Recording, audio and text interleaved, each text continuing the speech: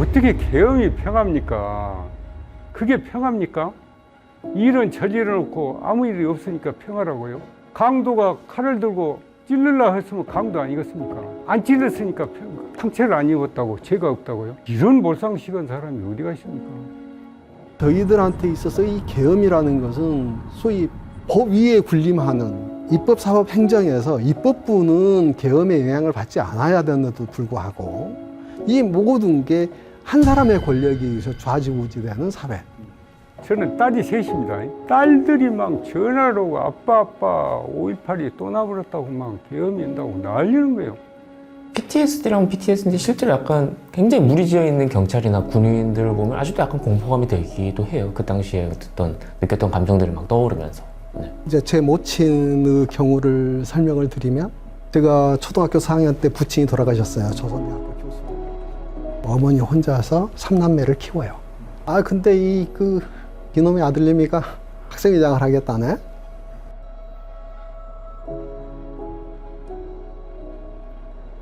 간 이후에 소식이 없어. 만약에 여러분들의 가족이 그랬다면 어떨 것 같아요? 다 찾으러 다녔겠죠. 그러니까 어머니는 도청에 있었던 시신들을 다 보신 거예요. 왜? 신원 확인.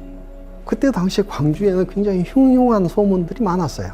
5.18 진상조사위원회에서 밝힌 공식적인 사망자 165명인데 사람들한테 회자됐던 광주의 학살 인원은 2,000명 정도가 학살된 것이다 하는 유인물이 계속 나오고 있었기 때문에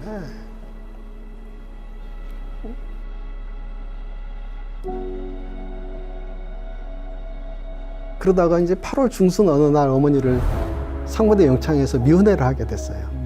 그런데 보니까 어머니 모습이 이상하더라고요. 알고 보니까 어머니는 아들이 실종 상태에 있었던 그 트라우마 때문에 머리카락이 다 빠진 거예요. 저는 이게 더 큰 고통이죠. 우리 가족들이 겪었을 일들은 나로 인한 것이기 때문에 차마 이제 중요한 것은 저한테 온 트라우마라는 것은 그때를 기억하고 싶지 않다예요. 그래서 그때의 이야기가 나오면 다 피해가는 트라우마를 일깨운 거죠.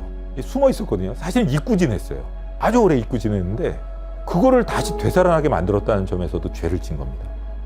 뭐 꼭 소설책 예를 들지는 않더라도 소년이 온다라는 책을 사실은 저 80년대 학교 다니고 그런 세대들은 읽기가 힘들어요. 본인도 그 시절을 겪었으면서 그 시절을 그리워하고 향수처럼 여기면서 그런 뭐 비상대권 운운하는 사람이 있다는 걸 누가 알았겠습니까? 그리고 그런 사람이 지금도 재판 과정이나 뭐 이런 그 내란 이후에 제대로 정리가 안 되고 계속 국민이 보는 앞에서 전혀 부끄러움을 느끼지 않고 저렇게 뻔뻔스럽게 얘기를 하고 있다는 걸 보면 전 정말 많이 속상합니다. 많이 속상합니다.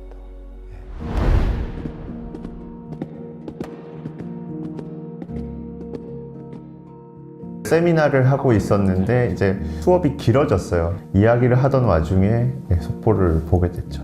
그 당시에. 우리 가족들 내니 이제 딸들만 전화오고 우리 애견만은 저만 잡고 있는 거예요. 텔레비를 보면서도. 그때 일이 생각난 거죠. 직접 봤지 않습니까? 저희가 뭐 사실 그때 당시에 이제 자다가 갑자기 일어나가지고 뭐 아들한테 저 계엄이 선포됐다는 얘기를 들었는데 저는 처음에 가짜 뉴스인 줄 알았죠. 계엄 선포의 이유라던가 여러 가지 자기가 왜 계엄 선포를 하게 되었는지에 대해서 설명을 하고 있는데 전혀 납득이 되질 않았어요. 아니 여야 간에 무슨 의견 대립이 있는데 왜 계엄을 합니까? 그리고 왜 갑자기 여야 간의 의견 대립, 자기와 의견을 같이 하지 않는 사람이 갑자기 논리비약이 돼서 반국가 세력이 돼야 됩니까? 반국가 세력들을 일거에 척결하고 자유헌정 질서를 지키기 위해 비상계엄을 선포합니다. 아니 유해선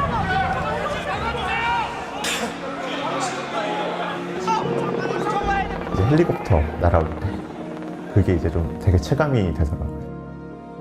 군인들이 날아오는 거면 여기서 이렇게 뭐 시민들 뭐 100명이든 1000명이든 모여 있다고 되는 문제가 아니고 그냥 순식간에 사격하면 바로 끝날 텐데 하는 공포감이 제일 컸던 것 같아요. 그 당시에는. 너무 초현실적이고 현실 감각이 오히려 없었고 광주 때처럼 됐더라면 나도 죽었겠구나의 감각이 정말 많이 들더라고요. 특히 계엄군이 무장하고 등장했을 때 그 모습은 광주 시민들은 흰 띠를 두르고 착검하고 무장한 탱크 앞세우고 들어온 공수부대를 보는 것과 똑같은 거예요. 그건 용서할 수 없는 일이죠. 구호를 많이 외치고 있었는데 이 친구가 걱정이 되는 거예요. 저기서 잡혀가면 큰일 난다. 그래서 계속 야 이러면 안 돼, 내려와라 라고 막 얘기도 하고 그랬었거든요.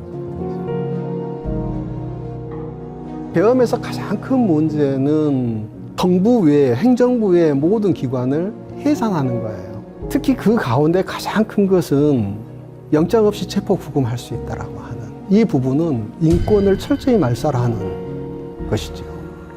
광주를 나가다가 계엄군한테 체포됐어요. 공수부대들한테 얻어맞고 수용됐던 곳이 이제 소년이 온다와 같은 배경입니다. 광주 교도소 안 창고. 죄수들의 수용시설이 아닌 창고에 있었거든요. 6월 초 어느 날 갑자기 다시 신문이 시작된 거예요. 신문이 시작되면 하여튼 그때는 하루 종일 얻어맞는 것이 고문당하는 일이니까 끔찍하더구만. 저는 그 수사관들 이름을 기억하죠. 왜냐면 마지막에 사법경찰관 헌병 아무개 하고 제가 지장을 찍어야 되니까 잊을 수가 없지. 18일 날은 일요일이었습니다. 광주 시민들이 와서 광주가 난리 났다는 것이요. 나와서 보니까 얼마나 페퍼볼을 싸갖고 체류 가스 냄새뿐만 아니라 뿌해가지고 밖에를 볼 수가 없습니다. 그 사이로 구호를 외친 시민들이나 공수부들이 막 두들겨 패는 장면, 이런 것을 눈으로만 그때 봤었죠. 저도 방독면을 안 샀기 때문에 눈물 때문에 볼 수도 없었지만은 기록을 해야 되겠다. 그러면서 그날부터 제가 전입 빌딩에서 주로 자고 그러면서 기록을 했습니다. 광주 시내가 식당 같은 데는 전부 문을 닫아버리고 돈이 있어도 밥을 사 먹을 수가 없죠. 그래서 건물에서 자는데 며칠간 자고 기록하다 보니까 저는 제일로 큰 고통이 춥고 배고픈 것이었습니다.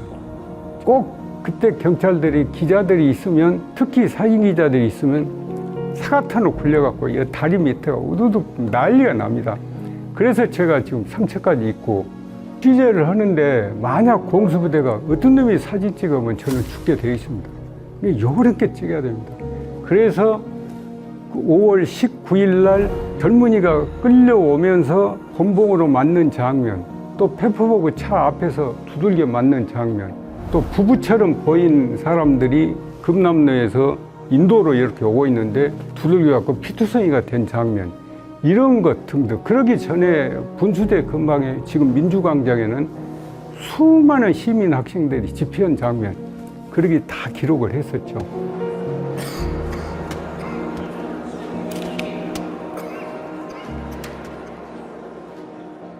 그리고 회사에 와서 신문에 내려고 보니까 계엄당국이 검열을 했었습니다. 전남 도청 안에서 검열을 했거든요. AP나 UPI, 그러니까 동양통신, 합동통신, 강주에 지국들이 있었습니다. 거기에다 제가 몰래 사진을 줬습니다. 생명을 바쳐 자유 대한민국을 지켜낼 것입니다. 저를 믿어 주십시오. 감사합니다. 주변에 많은 젊은 사람들이 그 한 반년 동안의 시기 동안 사실 자기 시계가 멈췄다고들 많이 얘기하거든요. 저 주변 대학생들이나 뭐 대학원생들도 집중 못하는 그런 완전 시기가 있었다고 하더라고요. 그래서 그런 거 보면은 피해가 전 국민적으로 있었다 생각을. 광장에 모여야 되는 상황 자체, 내가 이렇게 같이 뭔가를 해야 되는 것 자체가 굉장히 스트레스 받는 기억도 되게 많았어요, 저는. 그리고 그로 인해 가지고 사실은 지난 연말 같은 경우에 보면은 자영업 하시는 분들 뭐 회식 같은 것도 다 취소되고 그래서 매출 피해도 컸거든요. Earlier, South Korean soldiers entered the parliament building through smashed windows, apparently tasked with imposing martial law. 우리나라의 국제적인 신인도도 떨어지고 경제적으로도 좀 어려웠고 사실은 그 여파가 아직까지도 없다고 말 못할 것 같아요. 이 사회 여론이라는 게 완전히 양극으로 갈라져 가지고 계속 궤변으로 자기 행동이 잘못된 게 없고 반성을 안 하지 않습니까? 이런 식으로 여론을 분열시키고 또 다시 뭐 자신에게 힘이 주어지면 다시 이런 일을 저지를 수도 있을 것 같은 그런 태도로 재판에 임하고 있지 않습니까? 알고 지냈던 이런 사람들이 계엄에 연루되기도 하고 계엄과 완전히 반대되는 입장에 서가지고 막 이렇게 서로 갈라져 싸우는 모습도 보고 그리고 또 같이 일하던 주변의 동료들이 어떻게 보면 막 괴로워하는 모습도 보고 이런 모습을 보면서 저로서도 너무 참담하다 뭐 이런 생각이 들 수밖에 없었고요. 기본적으로 민주주의 이 제도 그 다음에 이 우리가 지금 계속 발전시켜온 민주 시스템에 대한 신뢰를 무너뜨린 것 같아요. 1980년 그 이후로 그냥 하루하루 지나갈 때마다 87년 이후로 조금씩 나아진다라고 생각을 해왔는데 그 시스템이 그냥 한꺼번에 무너져 버리고 다시 그 70년대 누가 보면 80년대라고 하는데 80년대도 아닌 것 같아요. 60년대, 70년대 그때로 돌아간 것이 되지 않았을까 이런 생각이 듭니다. 예. 사실 개헌을 안 했다면 일어나지 않았을 일이잖아요. 안 그래도 사실 심화되고 있었던 사회적 갈등을 비상계엄으로 인해서 완전히 그냥 반으로 갈라버린 거잖아요. 사회가 지불해야 될 비용들은 점점 커지는 거고 저는 그것도 지금 윤석열 씨가 해놨던 굉장히 큰 어떤 잘못이라고 생각을 합니다.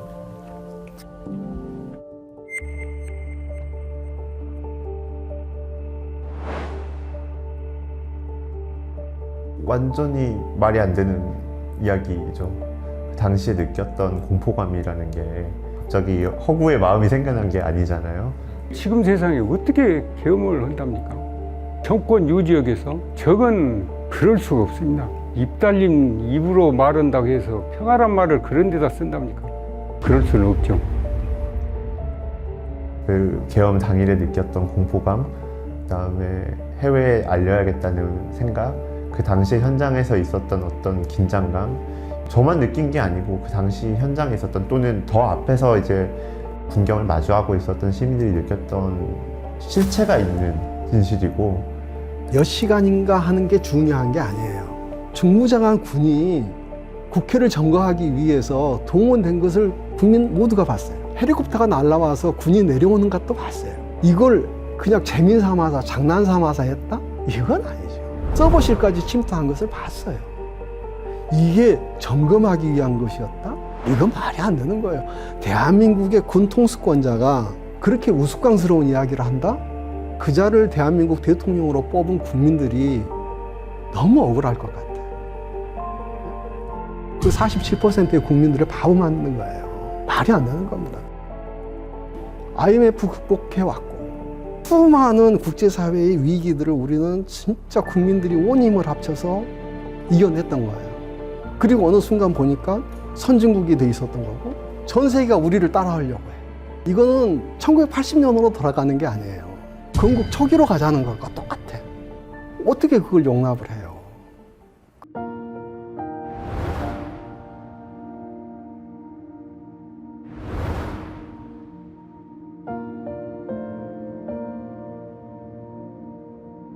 정말 무섭습니다. 그때는 나라고 살고 싶지 않았겠습니까?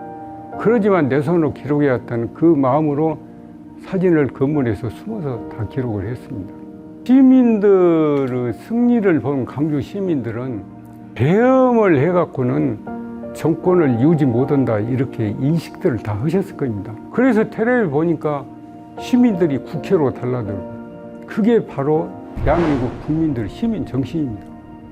국회로 가자는 게 막 논리적으로 국회가 비상계엄 해제할 수 있으니까 가야 된다가 아니라 그냥 되게 묘하게 뭔가 그 분위기가 만들어졌어요. 국회에 가야 된다. 기본적으로 윤석열 씨 그 계엄에 국민들이 그냥 방관하진 않았을 것 같아요. 뭐 저는 들어가가지고 한마디가 장관님 이게 계엄 관련 회의입니까? 네, 그래요. 그러면은 저는 계엄 관련 지시나 명령 이런 거는 전혀 이행할 생각이 없고 그렇기 때문에 저는 사직하겠습니다. 그랬더니 그렇게 하세요. 바로 그냥 나온 겁니다. 나와가지고 사직서를 그 자리에서 쓱쓱쓱 썼고 그때 당시에 이제 뭐 공공식 공구분이라고까지 썼는데 그 시간을 쓰고 싶었던 게 이 초침 이런 거 분집 딱 보면서 이 시간부터는 당신들하고는 전혀 나는 모르겠다. 이거 완전히 절연이다. 이런 뭐 오기까지 들더라고요. 가결되었음을 선포합니다.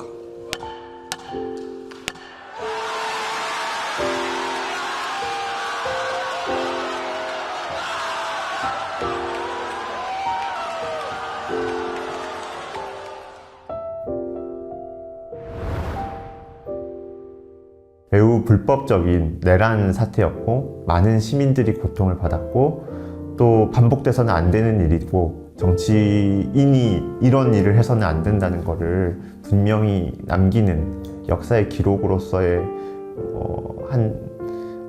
그런 것들을 기대하고 있습니다. 네. 저는 뭐 법률적인 걸 떠나가지고 어느 개인의 그 비상식적이고 정신 착란에 가까운 그 현실 인식 그리고 개인적인 이해관계를 어떻게든 타결하려는 그런 생각 때문에 자신이 보유하고 있는 그 공직상의 권한을 남용해가지고 그냥 평범한 국민들의 일상을 완전히 그냥 망가뜨리고 왜곡시킨 그런 사건이라는 생각이 듭니다. 우리가 모든 이해관계가 떠나가지고 나중에 다 이렇게 객관적으로 차분하게 이 사태를 바라볼 수 있는 때가 되면 그리고 우리들의 후손은 전부 다 이 사태를 윤석열이라는 말도 안 되는 사람이 일으킨 헌법 헌정질서 파괴 행위, 민주주의 파괴 행위라고 배우게 될 겁니다. 저는 그 점에 대해서는 확신합니다. 그리고 그게 언제가 되든 간에 분명히 그렇게 될 겁니다. 예.